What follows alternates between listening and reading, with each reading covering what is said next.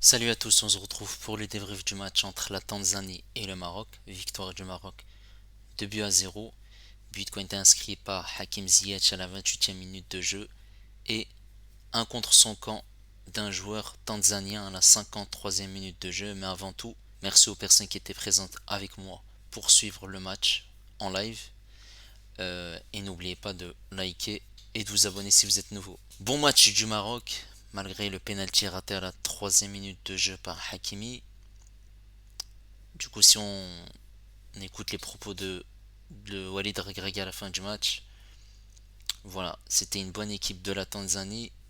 Il y avait une chaleur qui était très importante, beaucoup d'humidité. Le terrain aussi était, voilà, jouable. Un match pas facile. Et après, il y a l'exclusion du joueur tanzanien qui a facilité la tâche. Voilà, il a rendu un match plus facile. Et les Marocains ont pu gérer cette fin de match. Donc, Walid Regragui a aligné un 4-3-3 avec une défense habituelle, Bounou, Hakimi, Seyss, Aguert, Mazraoui, Amrabat qui faisait son retour puisqu'il était absent des trêves du mois de septembre et du mois d'octobre. Au milieu de terrain, en l'absence de Amallah blessé et Ounahi également blessé, il a choisi de mettre El Khannous et Harit. On sait que Harit peut jouer en 8, en 10 ou sur les côtés. Concernant la ligne d'attaque, El Nesri en buteur, Ziyech qui faisait également son retour puisqu'il n'était pas là au mois d'octobre. Il était là dans le rassemblement mais il était blessé. Et au mois de septembre il n'était pas là puisqu'il n'avait pas encore joué quelques matchs avec son nouveau club Galatasaray. Et côté gauche, c'était Adli. On sait que Adli peut jouer soit sur le côté gauche, soit sur le côté droit. Adli avait joué contre la Côte d'Ivoire ou même contre le Libéria sur le côté droit. Donc, penalty qui a été loupé à la 3e minute de jeu par Hakimi. Tir totalement loupé. Il est passé au-dessus, hors cadre. Ensuite, voilà, le Maroc essaye de trouver des solutions dans le jeu. Beaucoup de déchets dans le jeu quand même. Beaucoup de transversales de Aguert et de Seyss qui étaient ratés. Voilà. Euh, et sinon, on avait du déchet dans le jeu. On n'arrivait pas à se créer d'énormes occasions. Et on essayait de se chercher durant les premières minutes de ce match. Et Ziyech, voilà, aux alentours de 25-30 mètres, il a tiré et il a marqué un but magnifique. On sait que c'était lui le danger depuis le début du match, sachant qu'il apportait beaucoup de dédoublements sur le côté droit, il jouait beaucoup avec Hakimi, des centres, énormément de centres, et il se réaxait énormément dans le cœur du jeu, parce qu'on sait qu'il peut jouer aussi en tant que numéro 10, et s'il se réaxait, c'est que les milieux de terrain n'ont pas été au top. Voilà. Ensuite, on a continué à jouer. Voilà, c'était un peu moins bien. La Tanzanie jouait plutôt en contre et jouait aussi dans les duels, dans le physique. Ça, c'est la chose importante à retenir de cette équipe tanzanienne. Puis après, on est au retour des vestiaires. Voilà, la deuxième mi-temps était meilleure que la première côté Maroc et on a été plus présent offensivement, on a gagné plus de duels, le bloc marocain remontait énormément, le ballon a été confisqué, on a marqué un but en venant du côté de Ziyech sur le côté droit. Hakimi la passe à Ziyech, Ziyech qui a fait une passe à El Khannous, ils avaient joué une 2 le dédoublement dans cette surface de réparation, le centre, El Nesri qui touche et un joueur tanzanien qui la met contre son camp. Ça fait 2-0 à la 53e minute de jeu. Puis la tension dans ce match commence à être de plus en plus importante concernant la Tanzanie, puisqu'ils perdent sur leur terrain à domicile, et ce qui provoque des bagarres entre certains joueurs marocains et tanzaniens. Il y a eu notamment un accrochage entre Amrabat et un joueur tanzanien. Voilà, étranglement du joueur tanzanien. Carton jaune pour les deux joueurs. Deuxième carton jaune pour ce même joueur. Et ça fait un carton rouge. Donc beaucoup d'agressivité. Et après, quelques minutes après, un gros tacle sur Hakim Ziyech. Voilà, c'était de la boucherie. Hakim Ziyech n'a pas apprécié, il s'est énervé également. Et nouveau carton jaune entre les deux joueurs, voilà. Comme je l'ai dit, énormément de tension, beaucoup d'agressivité. Les Tanzaniens ne maîtrisaient pas du tout la rencontre et avec ce carton rouge, ils ont facilité la tâche aux Marocains, puisque déjà la Tanzanie, ils jouaient dans un système, voilà, c'était juste pour jouer les contres, sachant qu'ils avaient aussi des absents et ils avaient joué un match avant, contrairement au Maroc qui n'avait pas joué, puisque normalement ils devaient jouer contre l'Érythrée, mais ils ont été déclarés forfaits, ils ne participeront pas à ces éliminatoires de la Coupe du Monde 2026. La Tanzanie a joué dans un schéma en 5-4-1, donc c'était un schéma défensif. Voilà. Donc maintenant on va revenir sur la prestation des joueurs. Bounou qui a fait un match, voilà, il n'a pas eu grand chose à faire dans ce match, il n'a pas été mis en danger. C'était plutôt des tirs en dehors de la surface de réparation du côté de la Tanzanie. Et encore, il n'y en a pas eu énormément. Du côté de la défense, Hakimi a fait un match en demi-teinte. Première mi-temps décevante, deuxième mi-temps plutôt satisfaisante. Première mi-temps, il a raté un penalty. Il ratait ses passes. Ses appels n'étaient pas très bons. Il y avait pas une bonne entente avec les milieux de terrain. Voilà, il y avait juste une entente entre lui et Ziyech. Voilà, c'était un peu compliqué. On sait que sur son côté droit, il a une bonne entente avec Ounahi et Ziyech, le trident sur ce côté. Et en deuxième mi-temps, c'était plus agréable puisque il a tiré des coups francs, il a apporté beaucoup de danger et le deuxième but, il est venu de son côté. Voilà. Même si on connaît le talent de Hakimi, on sait ce qu'il fait depuis le début de saison et on attend encore plus de lui. Concernant la défense centrale, Seyss et Aguert, une défense solide, voilà, on n'a pas encaissé de but, euh, ils n'ont pas été mis en danger, ils ont gagné leur duel.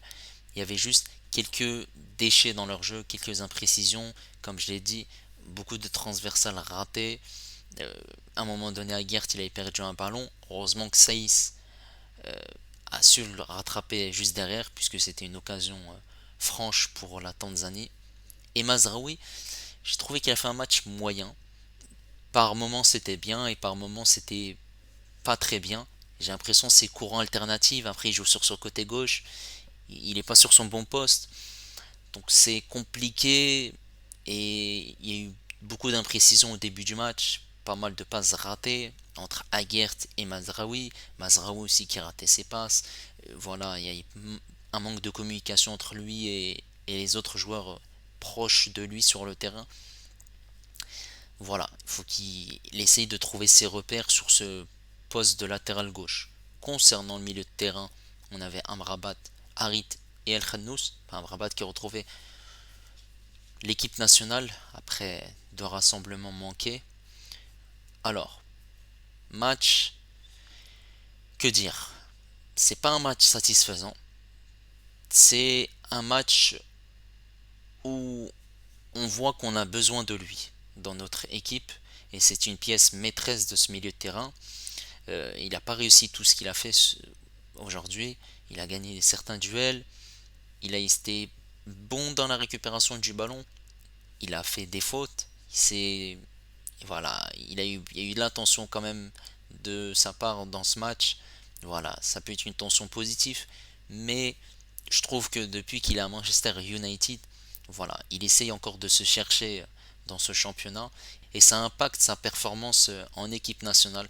Voilà, j'espère qu'en tout cas il va retrouver rapidement son niveau. Voilà, c'est plutôt un match moyen de sa part, même si voilà, il a joué en Afrique et je vois que quand même il y a beaucoup de choses positives de sa part.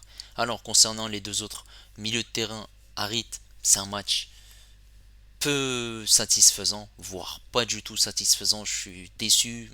Il n'a pas beaucoup, voire rien du tout proposé dans ce milieu de terrain. Aucune accélération, aucun dédoublement, aucun tir. C'était. Il n'y avait pas grand chose de sa part et malgré son but contre le Liberia aujourd'hui, il n'a pas apporté grand chose. Voilà. Et c'est ça pourquoi il est sorti aussitôt en deuxième mi-temps. Alors El Khannous, j'ai trouvé qu'il était intéressant dans la conservation du ballon, emmener le bloc marocain rapidement vers le haut, il faisait énormément de transition, mais il n'a pas hésité à casser une ligne ou essayer de se projeter, même s'il l'a fait par moment, il a obtenu certaines fautes. Voilà, c'est malgré tout un match intéressant, sachant que c'est un jeune joueur, il a que 19 ans et voilà, on a joué quand même en Tanzanie. Et concernant les trois de l'attaque, alors, El Nesri, il a fait un match satisfaisant pour moi, puisque c'est lui qui est à l'origine du deuxième but. Il y a eu pas mal de centres où il a eu pas mal d'occasions dans ce match. Euh, voilà, c'était soit cadré, soit hors cadre. Il a fait beaucoup d'efforts au niveau du pressing, au niveau de l'intensité, beaucoup de tacles. Il a gêné la relance des Tanzaniens. Il a été précieux aussi dans la conservation du ballon avec sa taille et son corps, malgré qu'il n'a pas marqué et que ce but ne lui a pas été accordé puisqu'il a été retouché par un joueur de la Tanzanie. C'est un match satisfaisant, même s'il y a cette stat que El Nesri n'a pas marqué pendant un an avec l'équipe nationale du Maroc depuis le match contre le Portugal où il avait marqué un but de la tête en Coupe du Monde au Qatar. Concernant Ziyech, il a fait un match magnifique. Aujourd'hui, c'était le dépositeur du jeu, le joueur voilà, qui a apporté énormément de danger dans ce match. Il est buteur. Il a été aussi voilà, sur la trajectoire de ce ballon. Il a donné un bon ballon à El Khannous dans cette surface de réparation. Voilà, il a été aussi pas mal de fois dans l'axe en tant que numéro 10. Il a fait un match satisfaisant, plus une très belle patte gauche où il a porté un très bon but. On aurait pu tomber dans un faux rythme avec ce penalty manqué. C'est ce qui s'est passé durant les premières minutes de ce match. Et après, lui, il a remis le Maroc dans les bonnes rails. Voilà, pour attraper le bon wagon et gagner ce match sur ce score de 2 buts à 0. Alors, concernant maintenant Amin Adli. Alors, Amin Adli, un peu surpris qu'il joue sur ce côté gauche. Il n'a pas l'habitude de jouer avec le Bayer Leverkusen sur ce côté. J'ai trouvé qu'il a fait des choses intéressantes et d'autres choses peu satisfaisantes. Voilà, il n'y a pas eu énormément de dribbles, pas énormément de 1 contre 1. Il n'y a pas eu énormément aussi de percussions sur son côté. Ça manquait quelque chose. Ça manquait quelque chose et on voit que Bouffal peut faire ce genre de choses, élimination, 1 contre 1, centrer, rentrer dans cette surface de réparation, ramener un penalty. Voilà, après, on sait que ça fait pas très longtemps qu'il est en sélection, voilà, depuis le rassemblement du mois de septembre. Donc voilà, on va pas lui taper dessus et ça reste tout de même encourageant pour la suite. Concernant les entrées en jeu, voilà, j'ai juste trouvé que l'apport de Richardson et Sebari était plutôt intéressant. Richardson dans la conservation du ballon malgré sa perte de balle. Et Sebari, j'ai vu que par moment il essayait de casser une ligne et d'être proche de la surface de réparation. Ça reste malgré tout un match où on a pris les 3 points à l'extérieur contre cette équipe tanzanienne. Voilà, on sait que on avait perdu notre dernier match contre la Tanzanie, même si ça remonte à 2013. Et on commence très bien ces éliminatoires de la Coupe du Monde 2026, puisque dans le même temps, la Zambie a perdu contre le Niger 2-1. Et on récupère cette première place au détriment des autres équipes, sachant que tous les pays dans ce groupe ont joué 2 matchs, sauf le Congo qui a joué un seul match. Donc voilà, n'hésitez pas à me dire ce que vous avez pensé de ce match. N'hésitez pas également à liker, à vous abonner si vous êtes nouveau. Et moi je vous dis à la prochaine. Ciao les amis.